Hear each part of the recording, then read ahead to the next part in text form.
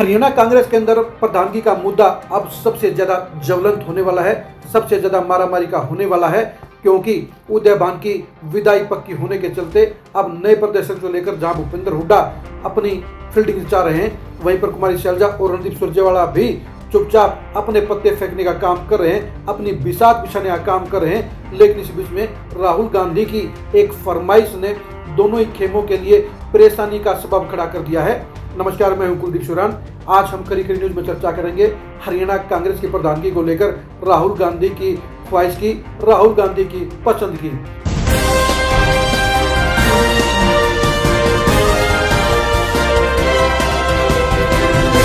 राहुल गांधी इसमें पूरे देश में बीसी वोटरों को लेकर सबसे ज्यादा चिंतित हो चुके हैं।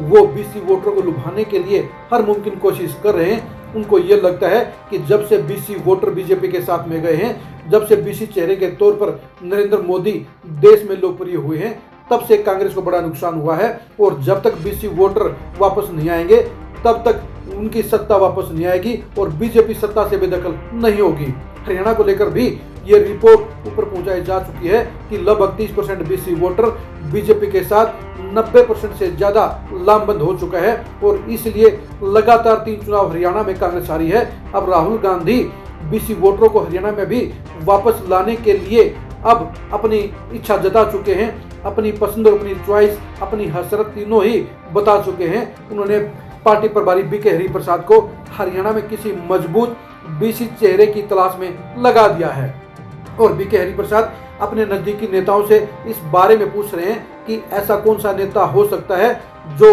बीसी चेहरे के तौर पर पूरे प्रदेश में अपनी पहचान रखता हो, जो वोट बैंक के हिसाब से असरदार हो और जो हरियाणा में कांग्रेस को मजबूती देने का काम कर सकता हो।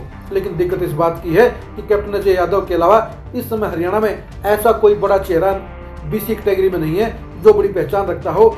लेकिन कैप्टन अजय यादव बेशक से 6 बार विधायक बन चुके हैं, लेकिन इसके बावजूद रेवाड़ी से बाहर उनका कोई वजूद नहीं है। इसके अलावा गुजरों और सैनियों में भी कांग्रेस के पास कोई बड़ा नेता नहीं है। बाकी के बीसी कैटेगरी में भी भूपेंद्र हुड्डा की अगुवाई में एक भी नेता नहीं बन पाया, जिसके चलते राहुल गांधी की इस चॉइस और इस ख्वाहिश के बारे में अब पंगा खड़ा हो गया है, क्योंकि कांग्रेस के पास बीसी कैटेगरी में एक भी मजबूत नेता प्रदेश स्तर पर नजर नहीं आता है जो कांग्रेस का प्रदेश बनने की क्षमता रखता हो, दमखम रखता हो और बड़ा जनाधार रखता हो। यानी अब राहुल गांधी के चॉइस हरियाणा कांग्रेस के प्रभारी बीके हरिप्रसाद के लिए एक नई सरदर्दी बन गई है, क्योंकि मजबूत नेता का सिलेक्शन करना, मजबूत नेता की तलाश करना उससे भी ज्यादा मुश्किल है। क्योंकि बीके हरिप्रसाद को ये फीडबैक मिल चुकी है कि ये सच्चाई है कि बीसी वोट बैंक हरियाणा में बीजेपी के साथ जा चुका है, लेकिन उसे वापस लाने में क्षमता रखने वाला एक भी बीसी चेहरा कांग्रेस के पास नहीं है। ऐसे में अगर राहुल गांधी ने जबरदस्ती किसी बीसी चेहरे को प्रदेशाध्यक्ष बनाने का काम किया तो उसका कांग्रेस को कोई भी फायदा नहीं होगा। यानी कांग्रेस जहां है वहीं खड़ी रहेगी और ऐसे में ये नया पैतरा, ये नया बीसी कार्ड राहुल गांधी की चॉइस के आधार पर सिलेक्शन के बावजूद फुस रहेगा। कांग्रेस के लिए किसी भी तरह से फायदेमंद नहीं रहेगा।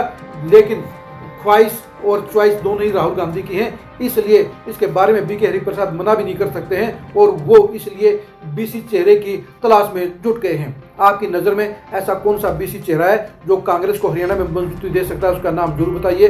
क्या बीसी चेहरे को आगे करके कांग्रेस बीजेपी से बीसी वोट बैंक वापस लेने में कामयाब हो पाएगी? इसके बारे में कमेंट करके जरूर बताइए। आप हमारे फेसबुक पेज को फॉलो कीजिए, आप हमारे यूट्यूब चैनल को सब्सक्राइब कीजिए। नमस्कार।